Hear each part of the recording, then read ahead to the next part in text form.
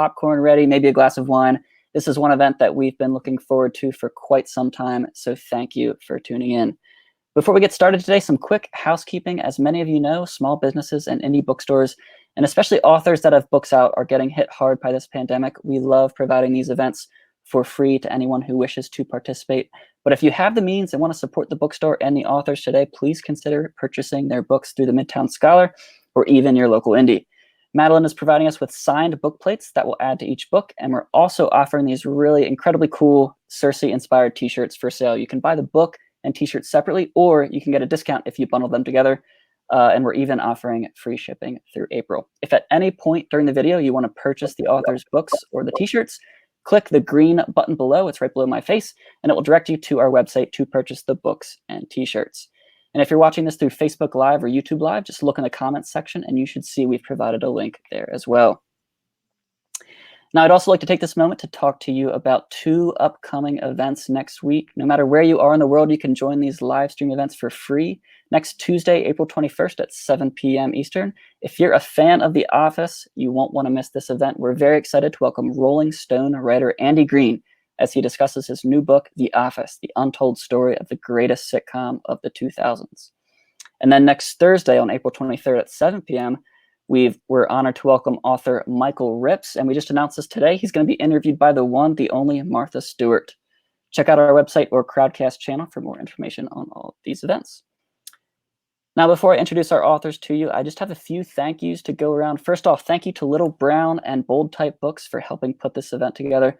We couldn't pull off these virtual events without the help of some very supportive publishers. They both publish really wonderful books and work really hard behind the scenes to help us put these authors in front of you. And the fact that they're partnering with an indie like us during this moment in history is something we're really grateful for. So thank you again to Little Brown and Bold Type Books. I'd also like to give a shout out to AAUW Harrisburg. That stands for the American Association of University Women of Harrisburg. They are huge advocates of the bookstore and Madeline specifically. In fact, they were going to partner with us on our in-store event with Madeline that was supposed to be tonight. So while unfortunately we can't be together for this event, we're very happy they're here with us virtually to see Madeline talk about Circe. And just one more quick note before I introduce the authors. If you have a question for Madeline and Helen, please use the Ask a Question button function below. You can upvote someone's question you'd like answered, and just don't use the chat room to ask questions to the authors because we won't see it. Now, at this time, I'd like to introduce you to our authors this evening. Our interviewer this evening is Helen Morales. Helen is a professor in Hellenic Studies at the University of California, Santa Barbara. She's the author of Classical Mythology, A Very Short Introduction, and Pilgrimage to Dollywood, a country music road trip through Tennessee. Morales has been a guest on BBC Radio 4 Women's Hour, and her work has been cited in the New York Times and the New Yorker. Morales taught previously at the University of Cambridge, and she is on the editorial board for Eidolon, the popular online journal dedicated to antiquity and feminism. She lives with her family in Santa Barbara. Now, Helen is also the brand new author of Antigone Rising, the Subversive Power of the Ancient Myths. Here it is, which we have for sale at the button below. Of course, our author this evening is Madeline Miller. Madeline attended Brown University, where she earned her bachelor's and master's in classics. For the last 10 years, she has been teaching and tutoring Latin, Greek, and Shakespeare to high school students. She also studied in the drama department at Yale School of Drama, where she focused on the adaptation of classical texts to modern forms. She has 2 novels, The Song of Achilles and Circe. And of course, tonight we're here to celebrate the paperback release of Circe. Circe was an instant #1 New York Times bestseller, and it was named one of the best books of the year by NPR, Washington Post, People, Time, Entertainment Weekly, and many more publications. Now, just one last thing before we get started here. I want to do one quick fun thing here. If everyone could get their phones out, all the viewers out there, get your phones out. I want Madeline and Helen to hold up their books to the screen, and I want you, our viewers, to take a picture of them and post it on social media. Feel free to tag the authors, tag the bookstore, tag the publisher. This is how we do book launches during a pandemic. So wait till I get off the screen, and then our authors can take it from here. Kidding.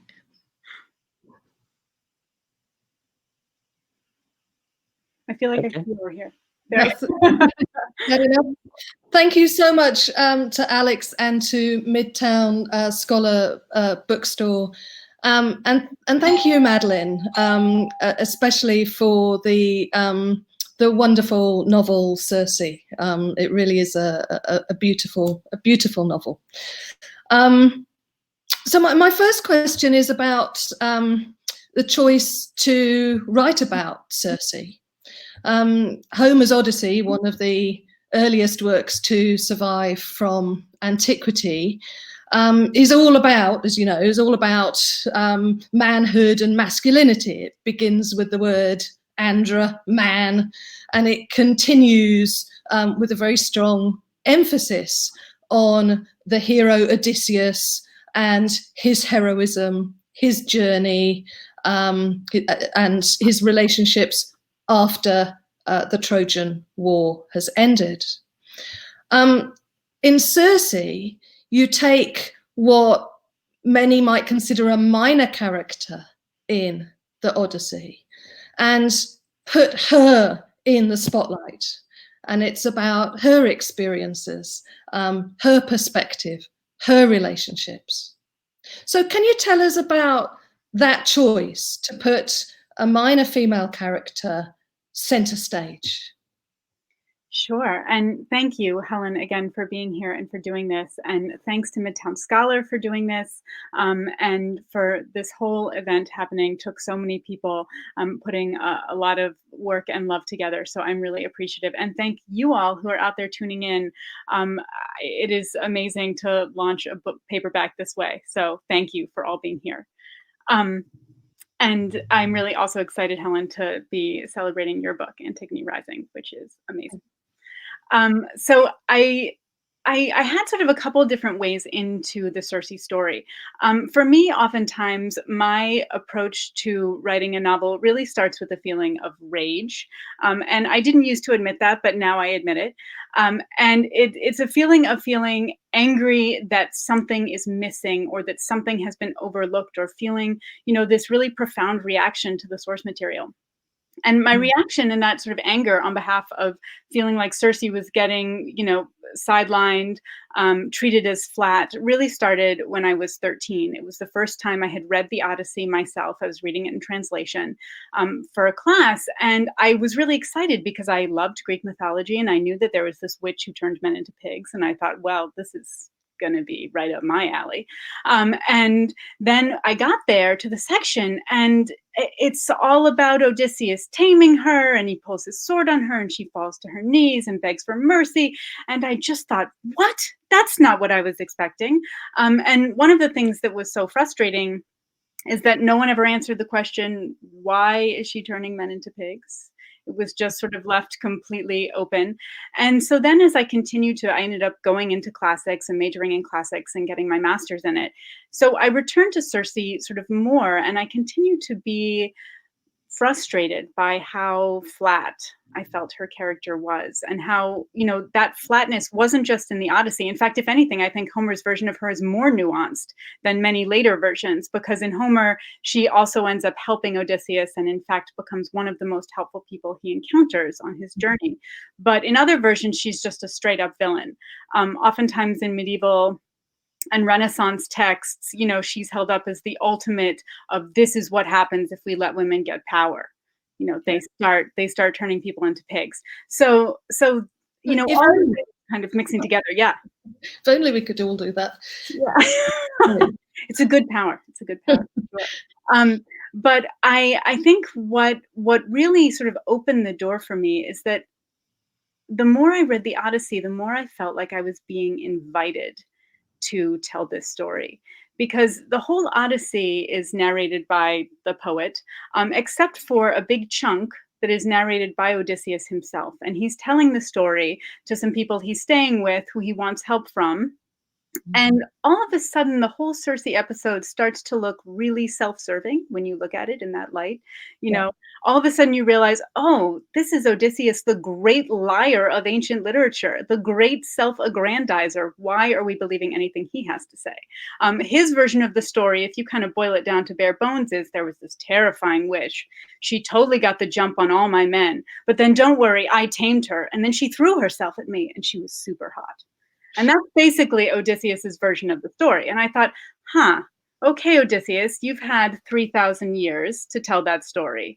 Now let's try and imagine it stripping away that objectification, taking away her agency, stripping away that flatness. How might this scene look from her perspective?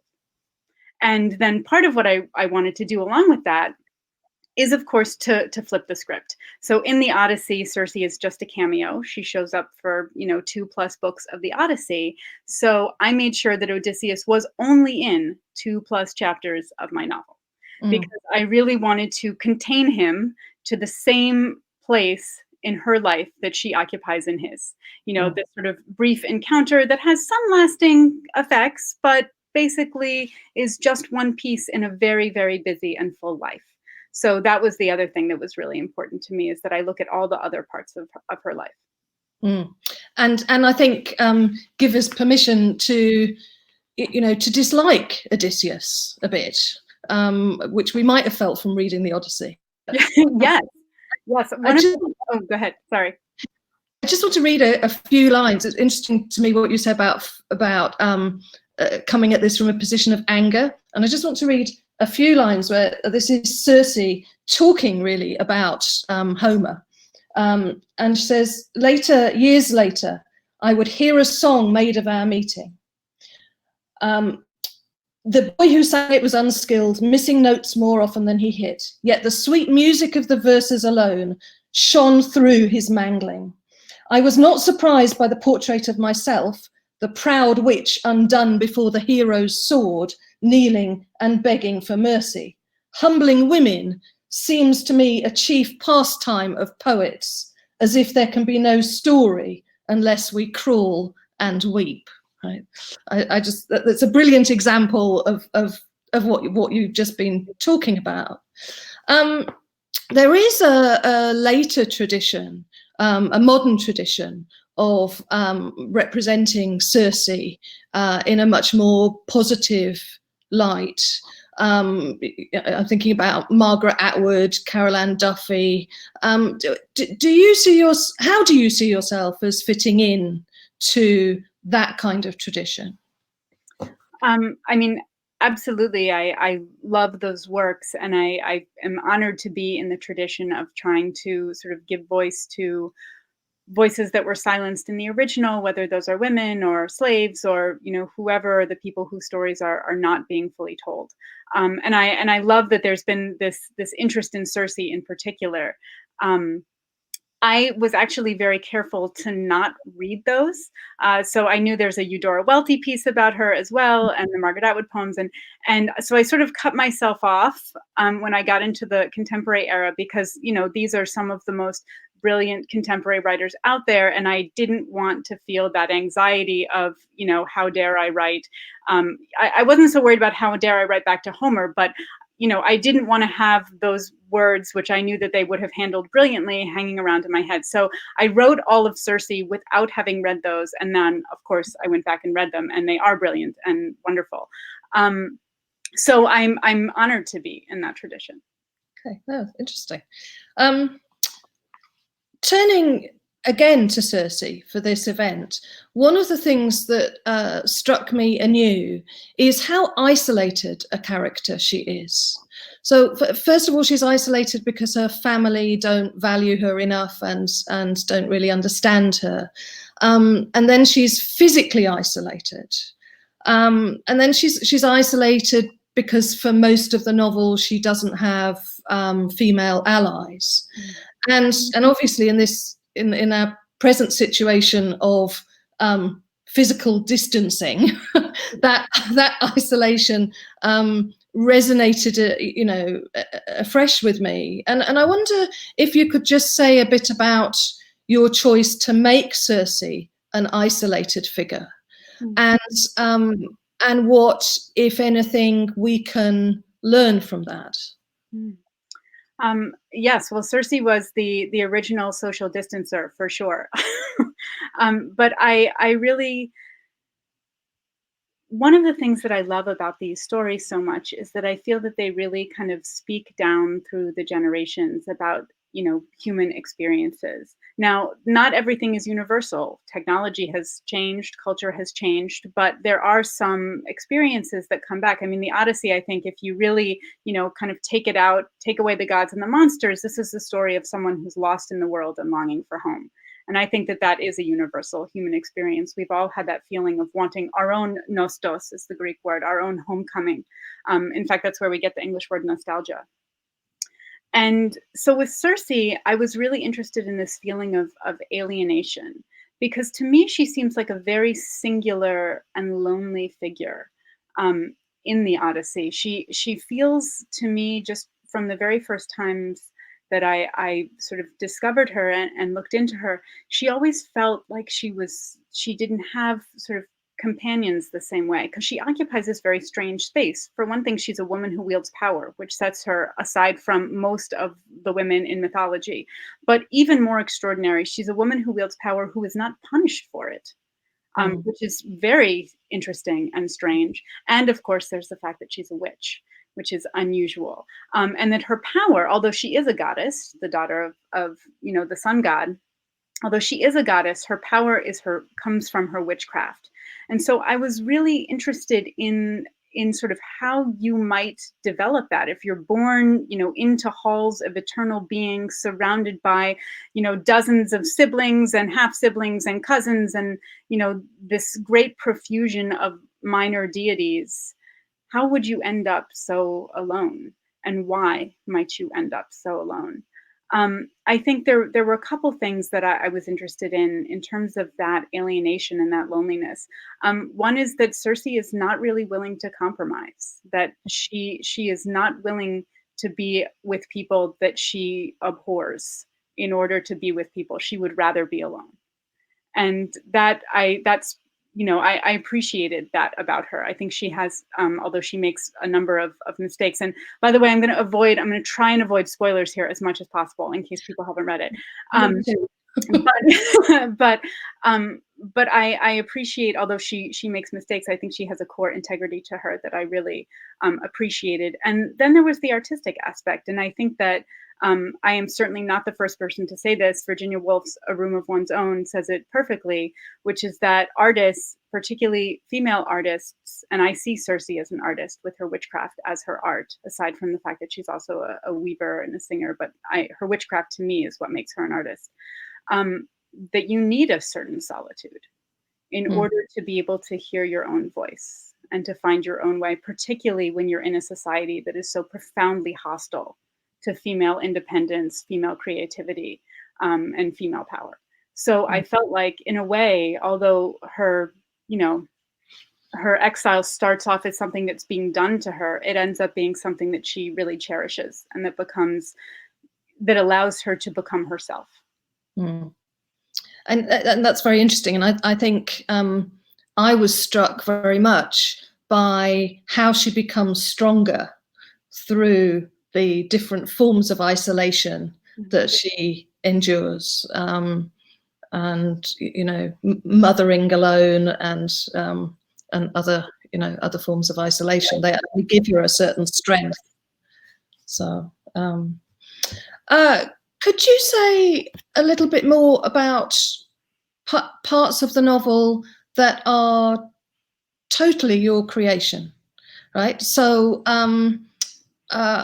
I was interested in a scene where Prometheus is punished in a way that I don't think is found anywhere in ancient sources. I might be wrong. No.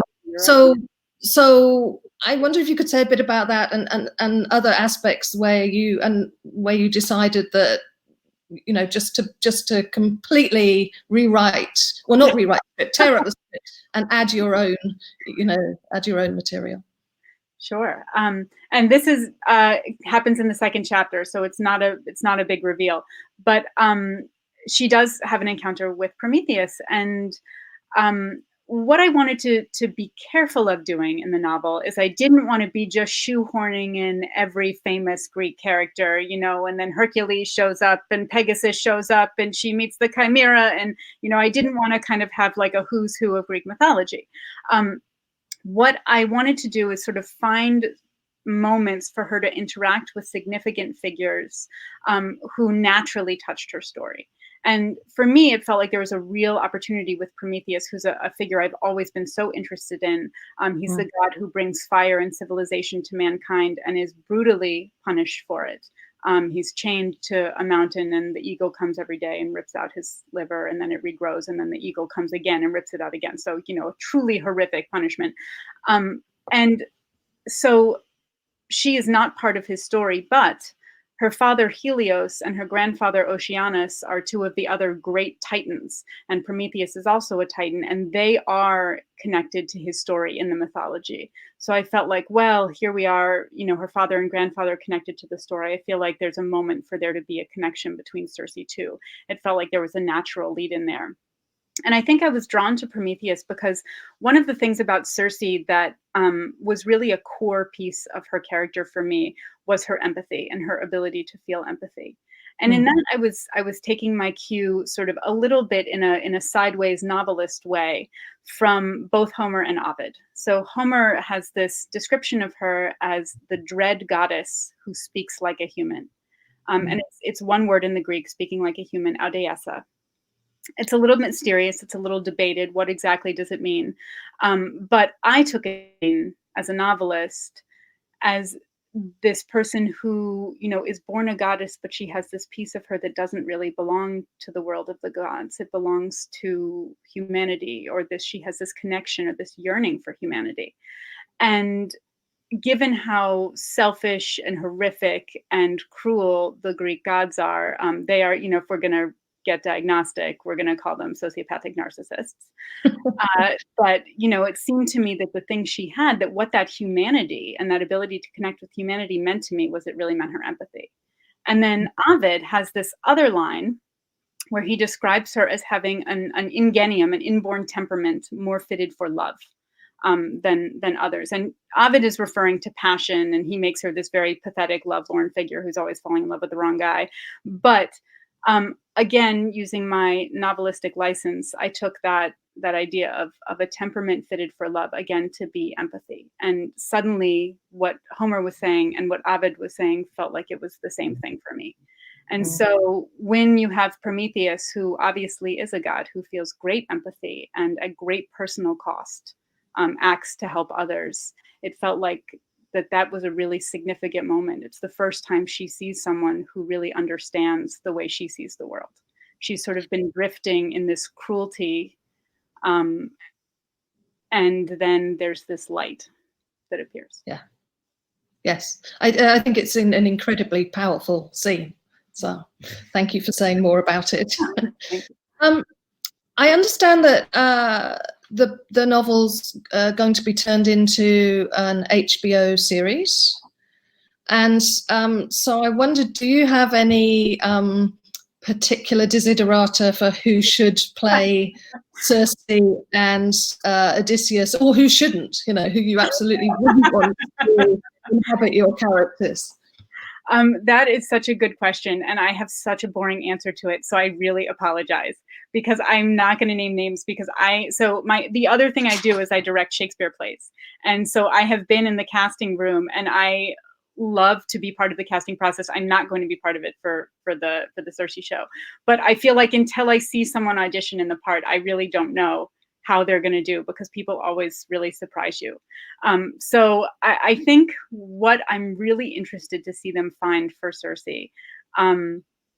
is someone, because I think it's I mean, what a plum role. I'm not an actor, but I feel like it's the idea that you have to play very young and very old with the same face, that she has to grow up wearing the same face and expressing her age and her sort of growth and maturity only through her affect. So I can't wait to see who they get for it and how they tackle that. I think it's such an interesting, it's an interesting challenge that I was not thinking about as I was writing the novel. So how much input will you have into the series? So not very much, which I am totally fine with. I am not a screenwriter, and I don't know very much about those things. I was I took a long time deciding who I wanted to sort of give the book to and the rights to. And I spoke a lot with the people who bought it, and I really felt so good about their understanding of the book and their passion for the book. And I felt like they really understood what I felt about the character and were committed to bringing that out. So I feel like I put it in the best possible hands, and I'm going to be surprised with everybody else. Well, looking forward to it. And I wondered too, and this might be our last question before Alex pops up with questions from the audience. I understand that your current project is a Shakespeare, or is a version of Shakespeare. It's a adaptation of The Tempest, and I wondered, will you be doing something similar to what you've done with the Song of Achilles, putting Patroclus, a kind of less well focused on character, into the spotlight, and then Circe in Circe, and if so, are you willing to tell us? Is it Caliban? Is it Sycorax, Caliban's mother, who's another great witch? Are we going to get another great witch novel? What can you tell us about it? So I feel like I'm getting more hubristic with every book, but as you know, no one has hit me with a thunderbolt yet. So I guess that means I just have to keep going.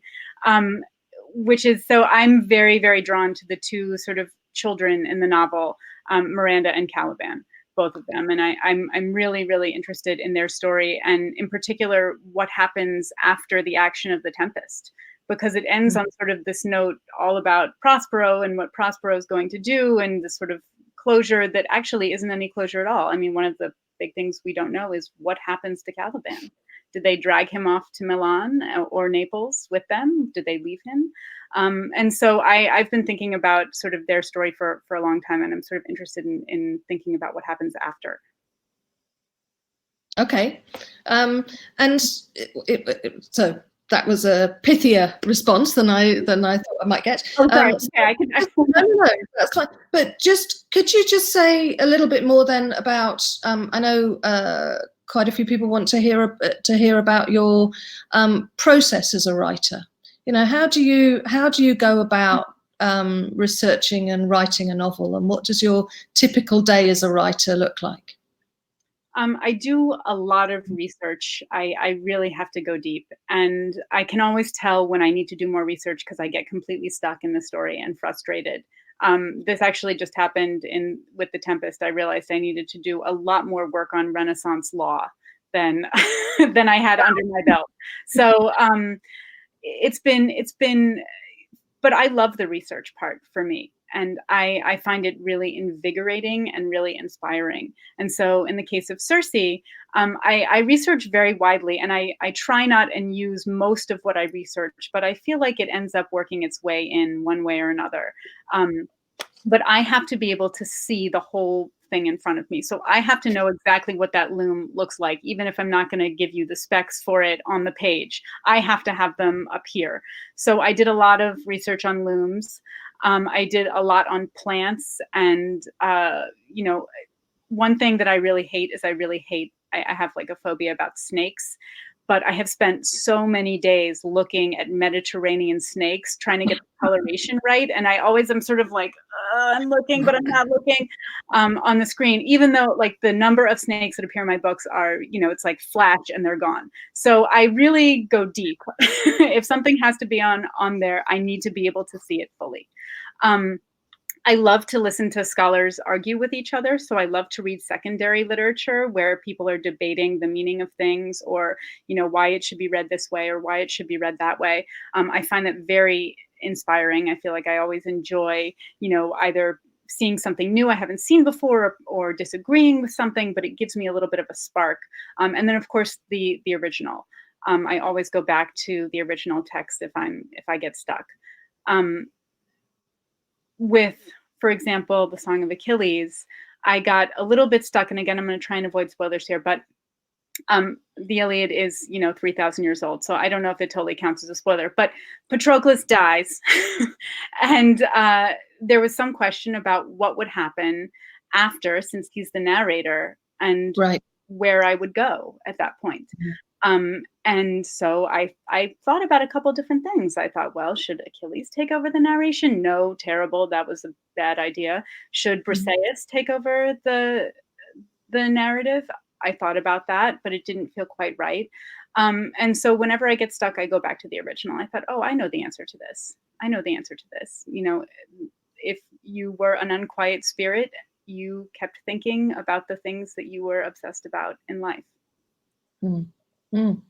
Well, so it's interesting because for many people, the scholarship kind of gets in the way of telling a good story. You know, the academies or that kind of scholarly way of thinking can, you know, can make a story quite stiff. But for you, it's part of your process. Yeah.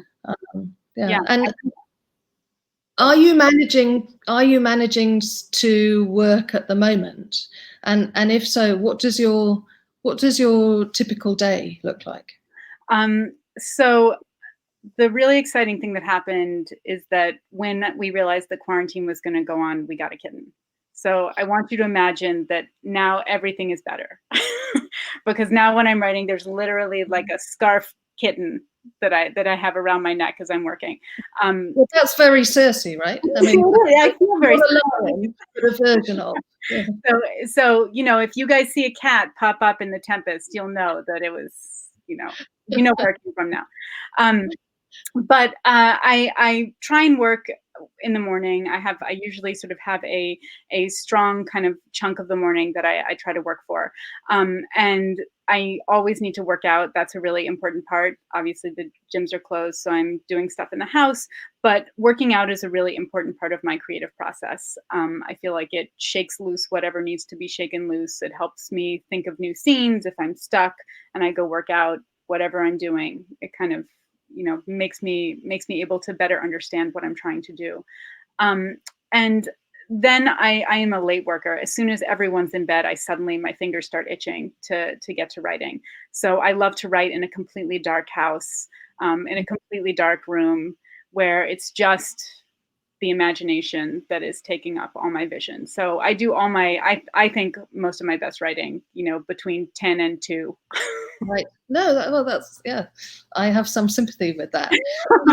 And final quick question then before we get to audience questions. If you were to come back to writing about the Greek myths after the Tempest novel, who would you write about?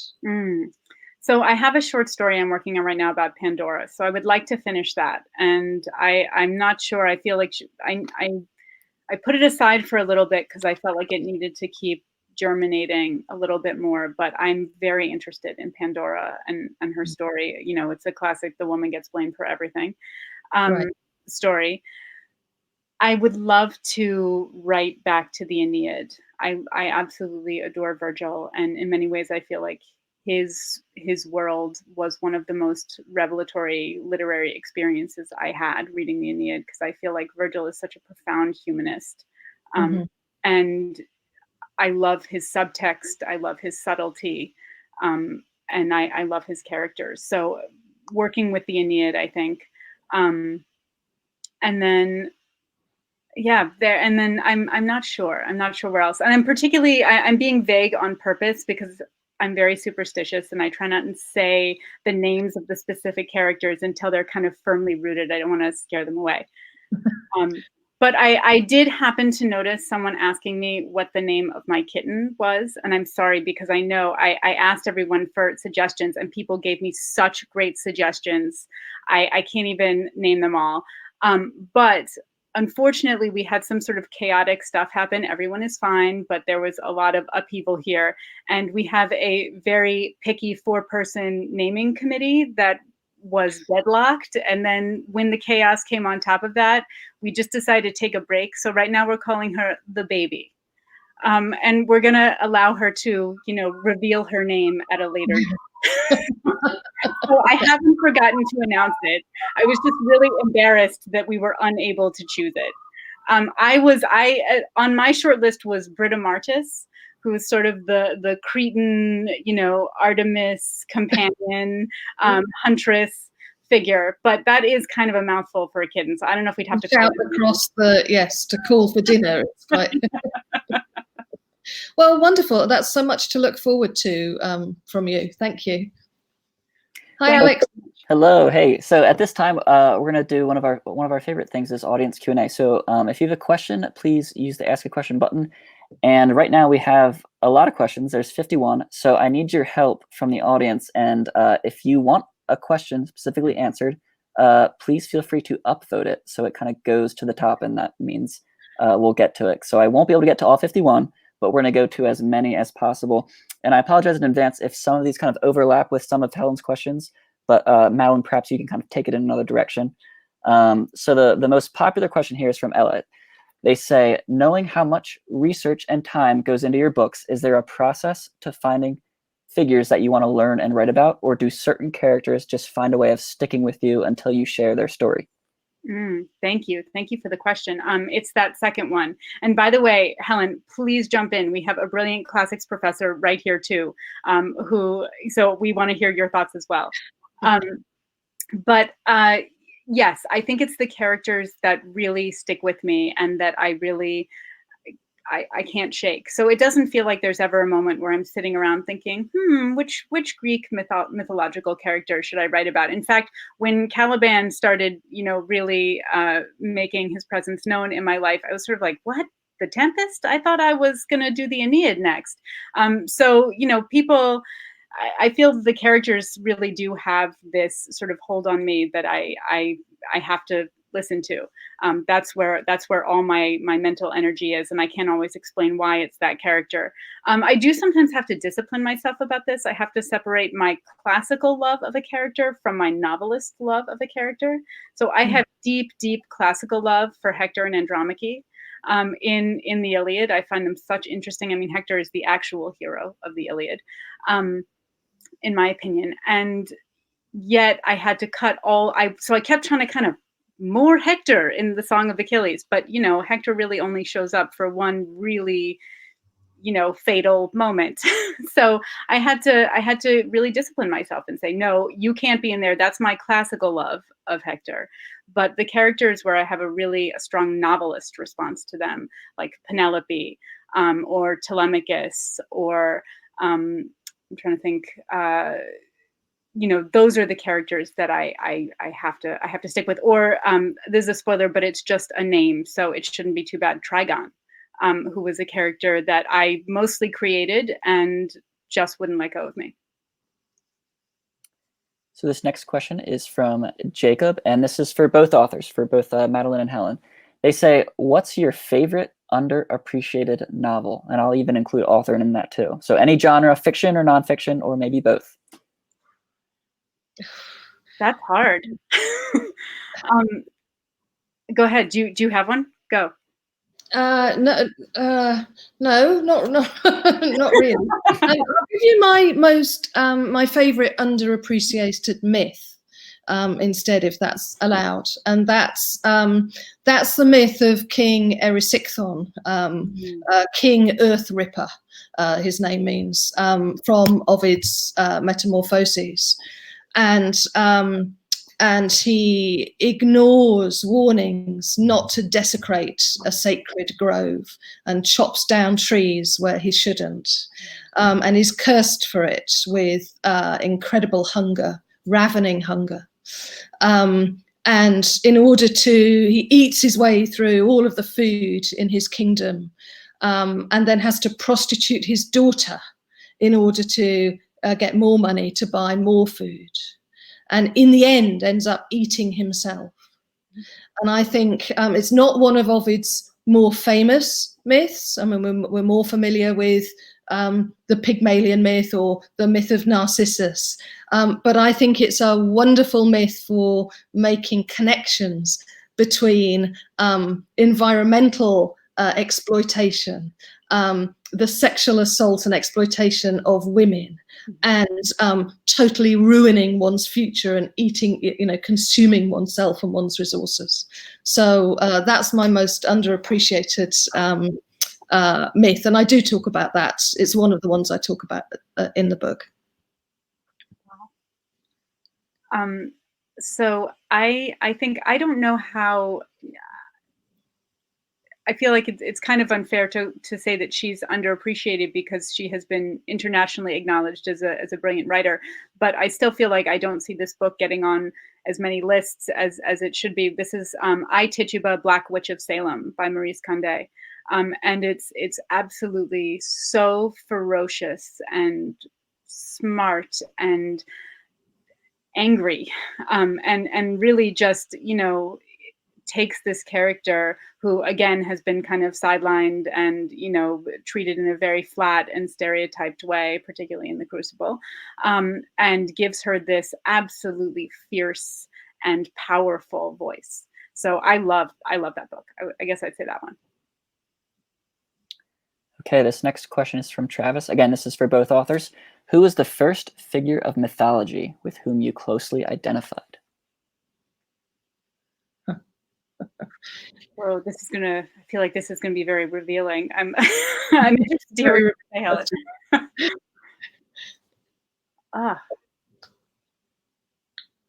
Okay, well, I'm gonna tell a story that is first not about me. So I'm gonna vamp for a minute. But when I was in college, I had a really good friend who we were freshmen and we took a Virgil class together. And it came time to write our papers. And he knocked on my door and he said, I'd like you to read my paper and let me know what you think. I know you are really connected to Virgil and I feel like you understand it. So I read the paper, and the paper was basically a screed against Dido, about how much, everything was her fault and she was just, keeping Aeneas back and dragging him down at every opportunity.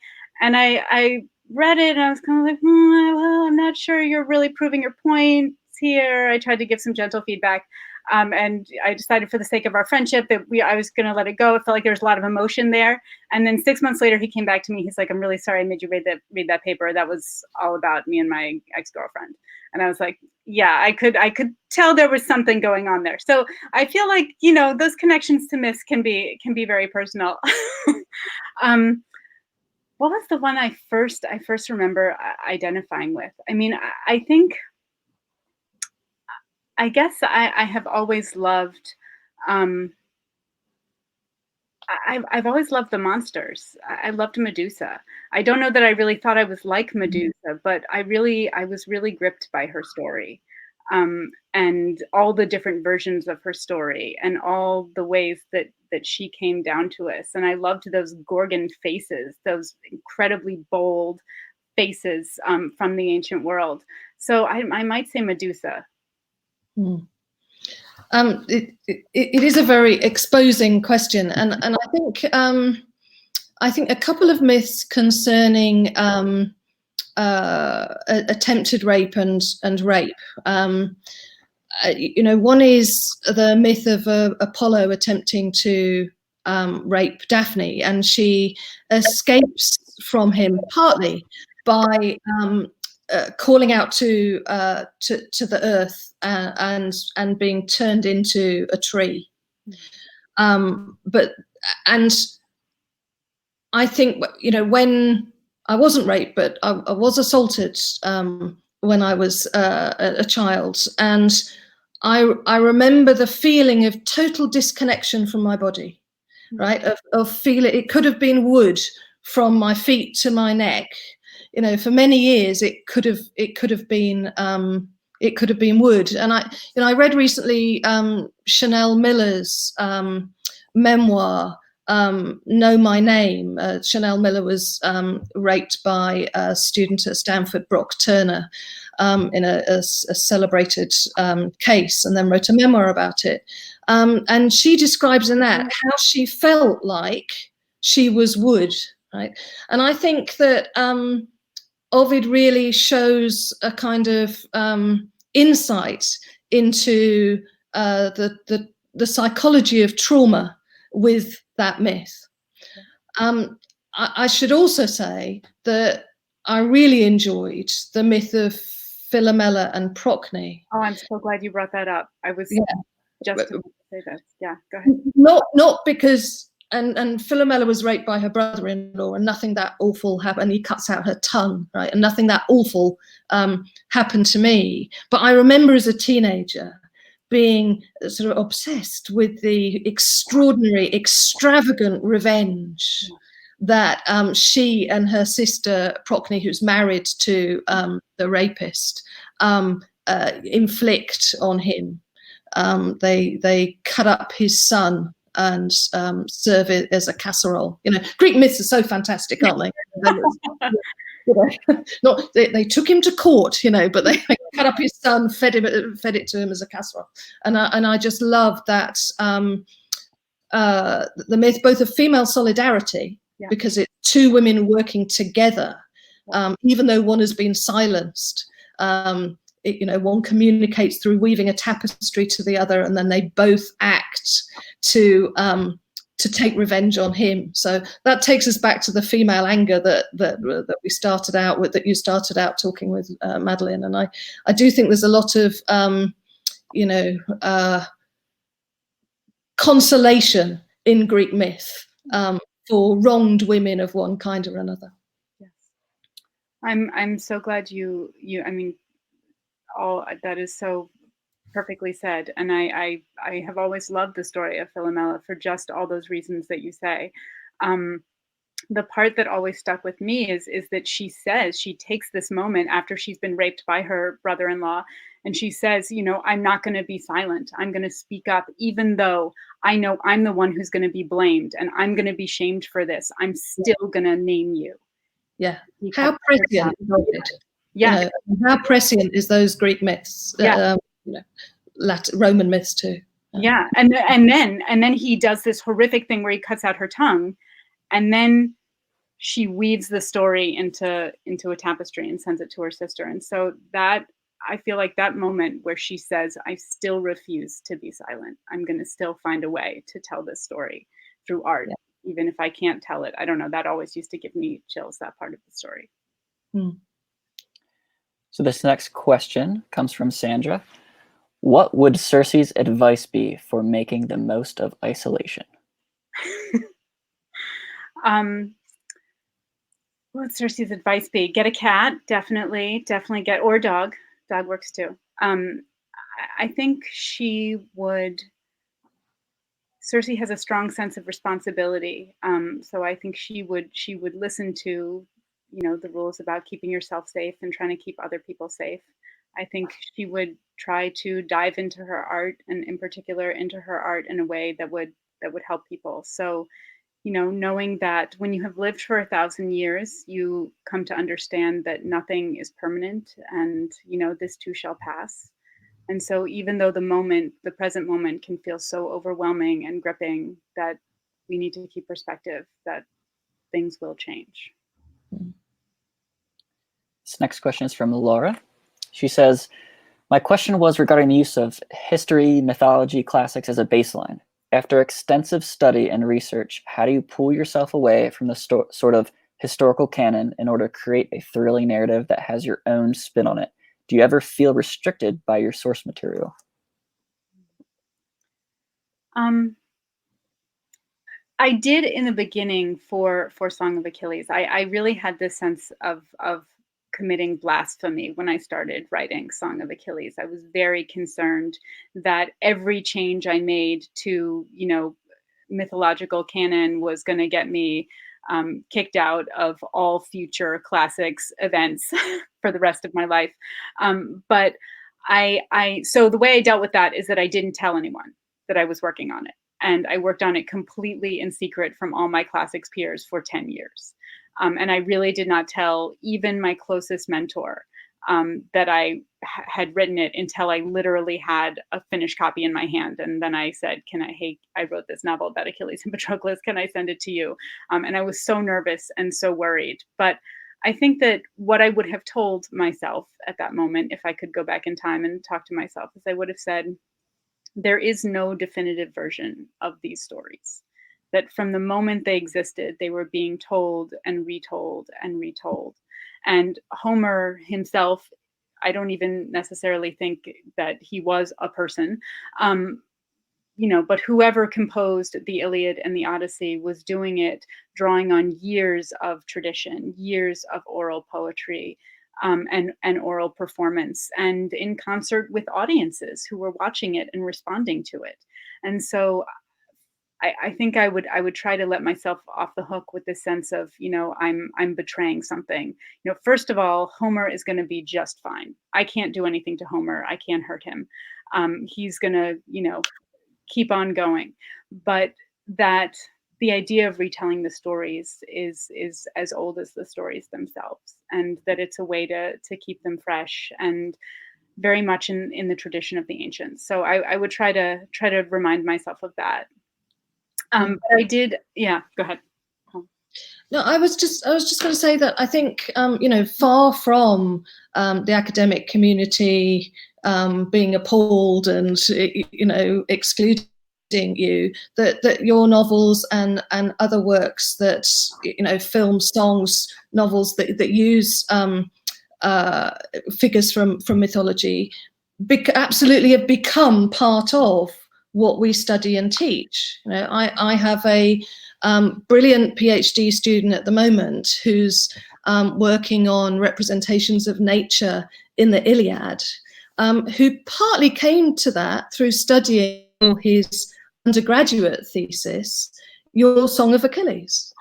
So it's it's absolutely central to what we understand as classics. Works like Song of Achilles and Circe. Well, please say hello to him.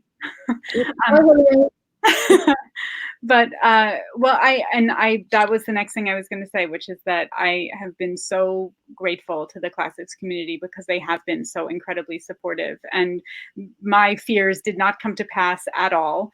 And in fact, my professor, who I had sent that copy to, whose opinion meant so very much to me, said when I called him up to say, I'm going to send you this book, he said, well, I certainly hope you made Achilles and Patroclus lovers. And I said, oh, I did. I think you're going to like the book. And he did. So, it was all for nothing. All right. So this next question is from Jacob. They say, what was the inspiration behind retelling ancient Greek myths from the perspective of lesser known characters? And building on that, how much of the character's personality is based on your research, and how much did you develop yourself? I talked a little bit about Circe's empathy and how I feel like that was kind of derived from, it was a novelist's reading of the original. But one of the words that I really did battle with when I was dealing with Circe was this description of her that we see in Horace, where she's described as vitrea, glassy Circe. And it's a very debated word. And, I don't have to take everything. I mean, that's the wonderful thing about being a novelist is I don't have to cite my sources, and I don't have to prove my points. I just have to, make the emotional proof.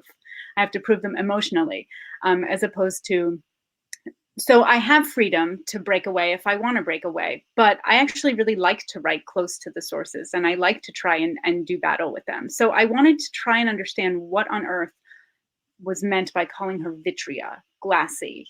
It's where I get the word vitreous. So I started to think, well, what does that mean? Okay, it implies, obviously glass was very precious in the ancient world. It implies sort of a shine to it. So we know that. So I thought about that. I thought about the fact that obviously it can be fragile. And I think there are moments in her story where, although I would never describe Circe as fragile, there are moments when she feels very torn apart inside and very, she feels like she is really struggling. So there's that aspect of it. And then I thought about the fact that it also implies this sort of smooth, flat surface, and it can also be a description for the sea. So I thought, that's Horace talking about Circe sort of in my mind when she meets Odysseus. So I was thinking about that if you saw her talking to Odysseus in the scenes where she talks to Odysseus in my novel, that you might use that word for her. And also the sense that there's all this stuff going on underneath. She's pretending to be translucent at that moment, but she's actually completely opaque. So I I try to take my inspiration very directly and sort of try to think about, well, how can I interact with that?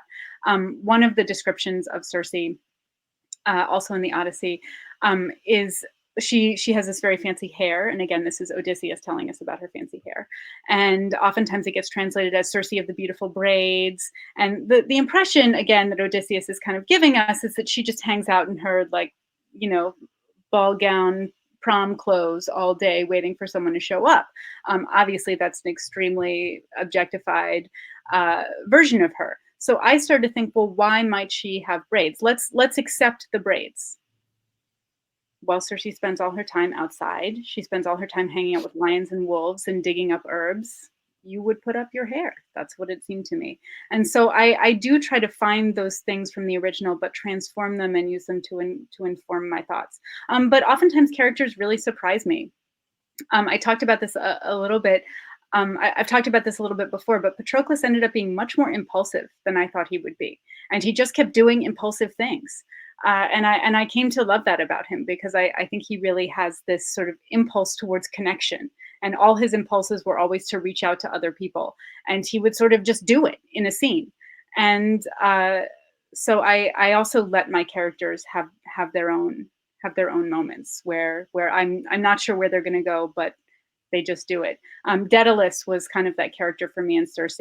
I didn't know quite what role he was going to occupy, and then he showed up on Aiaia, and there he was, sort of fully formed as himself, as I imagined him. So this next question is from Ian.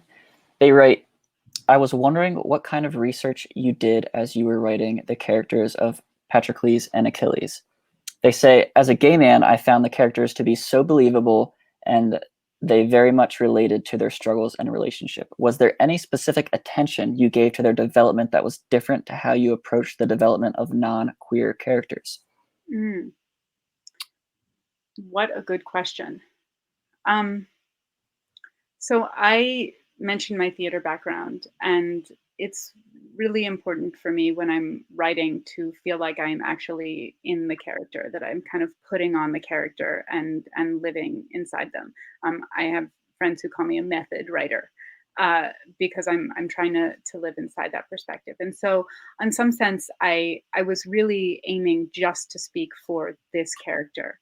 I can't be an expert on every woman. I can't be an expert on, every gay man, but I can be an expert on this woman, Circe, and, this man, Patroclus. So I don't try and, write a character that speaks for everyone, because I think that's impossible to do, and very presumptuous. But I feel like I can speak for this one character. But I did do a lot of research. When I was a high school teacher, I worked very closely with the Queer Alliance at the school. I wasn't doing research. That was just what I was doing. I wasn't even thinking about that. But, I feel like hearing the stories of young people who were struggling to come out to their families, or who were struggling with, abuse in their lives, and trying to provide a safe harbor for them was so important, and was, I think, some of the most important work I've done in my life. So, I felt like I was hearing people's stories.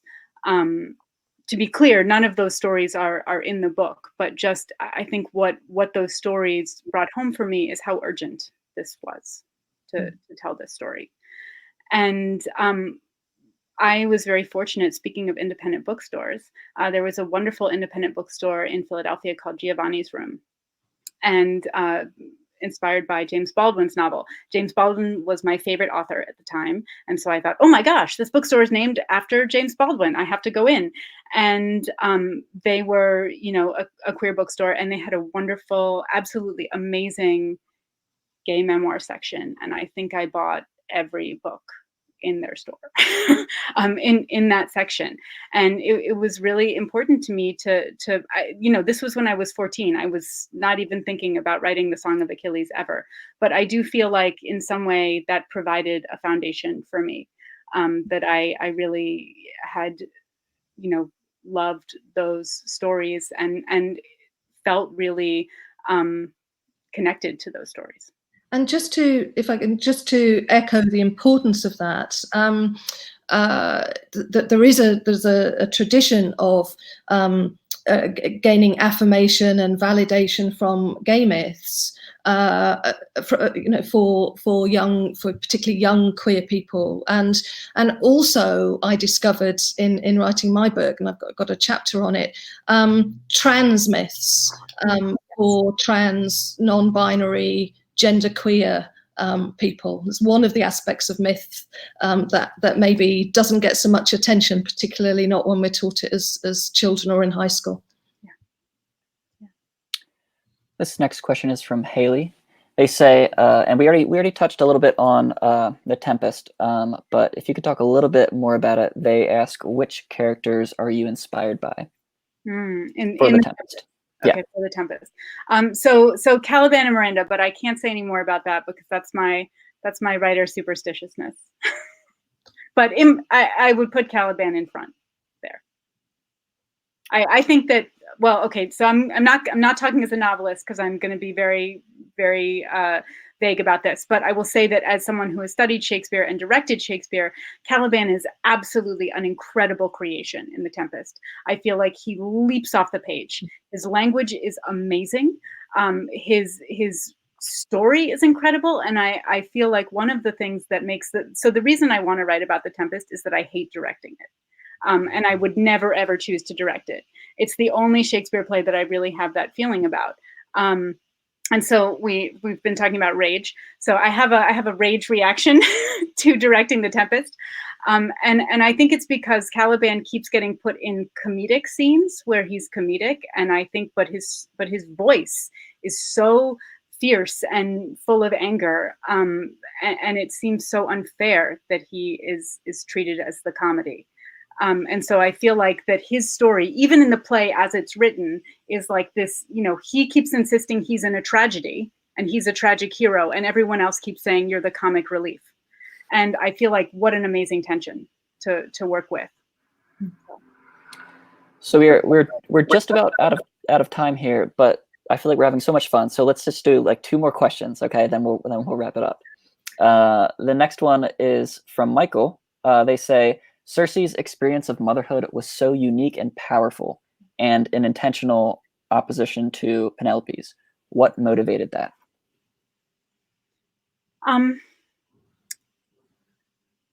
Parenting is hard even for goddesses. And one of the things that I think doesn't really get paid attention to so much in ancient epic is the experience of, women as parents, and the fact that birth and raising children is incredibly epic. It should be epic. It should be at the forefront of epic, but epic was a traditionally male genre. And although there are women and they're, in epic, it's their concerns, as Helen started off by talking about, the concerns are male. And with traditionally male things like vengeance and inheritance and war and adventuring, things that are traditionally, in the ancient world were allowed for men. And so I really wanted to give those things what I felt like was their epic due. I wanted them to have the weight that they really have, their life or death experiences. They're incredibly emotional. And because motherhood was part of Circe's story, I wanted to give it its full place with her. But it's also very different. I mean, I think I am a parent. I don't think you have to have lived something in order to write about it. But the idea of a child screaming at 3 a.m. who won't go to sleep was very viscerally with me in recent memory. So there was that aspect. But I would say that as well, that it's very different. And Colson Whitehead actually had a really funny tweet about this that has always stayed with me. So I think it was 6 years ago when his kid was born, and Colson Whitehead had said that he was writing a parenting manual, and each different, chapter, like feeding, sleep training, whatever, was just going to be one line of text, which was, good luck with that sucker. Every baby's different. Which I felt like, yeah, you nailed it, Colson Whitehead. So I feel like that, Telemachus and Telegonus fall under that category. But I also think that, I believe that everyone has their own strengths and weaknesses as children. And so, if you have a difficult childhood, that doesn't mean you're going to be a difficult person. I liked the contrast there. And again, that was sort of something that just came to me. I didn't plan ahead. Oh, Circe is going to have a really challenging, colicky, frustrated baby who doesn't want to be a baby. I didn't plan that out. That was just how Telegonus came out. And same thing with Telemachus. But what I liked about Circe and Penelope is the fact that they are both single parents. So even though they have this wildly different experience with their infants, they have both experienced what it's like to have to raise their children alone. And Penelope and her son Telemachus was a relationship I was really quite interested in, because in the Odyssey, of course, the obsession is with Telemachus and Odysseus, right? Is Telemachus going to be like his father? Is he going to be able to, do the things his father can do? He looks like his father. How is he going to step up into that manhood? But all I kept thinking is, he doesn't know his father at all.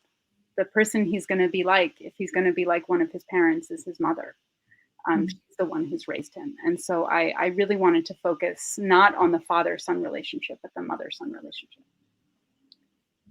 So this is going to be our final question from the audience. And then to wrap everything up, I have one more question from myself to both authors. But the final question from the audience is from Angelina. They say, were there any specific messages that you wanted to get across to your audience through Circe?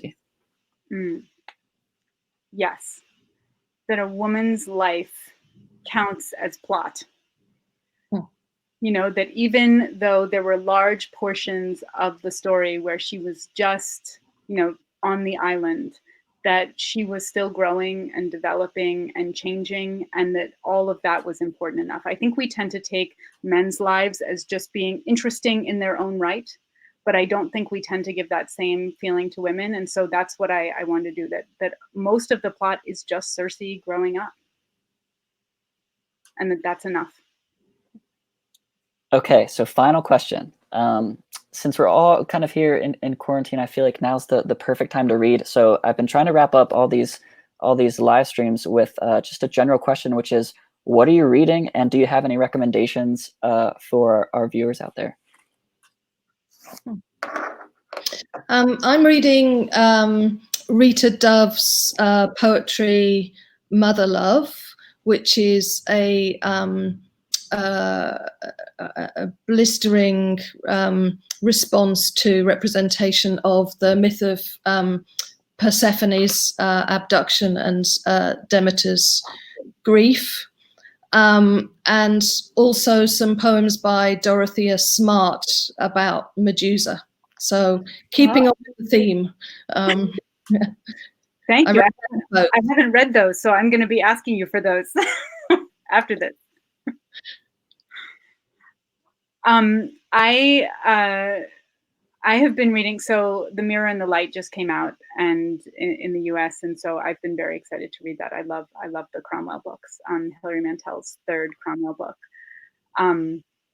I am rereading, actually, my sister-in-law's book, which we did not plan to do this, but it's a YA retelling of Twelfth Night set in the modern world. And my sister-in-law is a very funny person. It's a very funny novel, so I've been really enjoying it. It feels just right for quarantine to reread it again, and I love to see how she handles those characters. Viola. Now there's a story I would never write about because I love the play so much. I love directing Twelfth Night so much.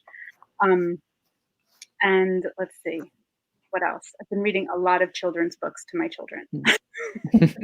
So The Trumpet of the Swan holds up, turns out. Okay, Madeline, Helen, thank you so much. Can you raise your books up one more time? I've got both of them here. Thank you so much for joining us for this live stream. A huge thank you again to all our viewers out there. Thank you, Bold Type Books. Thank you, Little Brown. Thank you, Madeline, Helen, for joining us here. Everyone, stay safe. I'll give Madeline and Helen a last word. Oh, well, I just want to say, thank you to everybody, and take great care. Thank you so much for joining us. Thank you. Thank you all so much. This was wonderful. I see people saying that I didn't say the name of the book. It was The Last True Poets of the Sea, is the 12th Night YA adaptation. Thank you all. Alex, thank you for making this happen. Thank you to Midtown Scholar. Helen, I hope we can do this again. We will carry on the conversation. Yeah. Wonderful. And everyone get Antigone Rising. Everyone. And the paperback of Circe. Thank you all. All right. Thanks, everyone. Have a good night.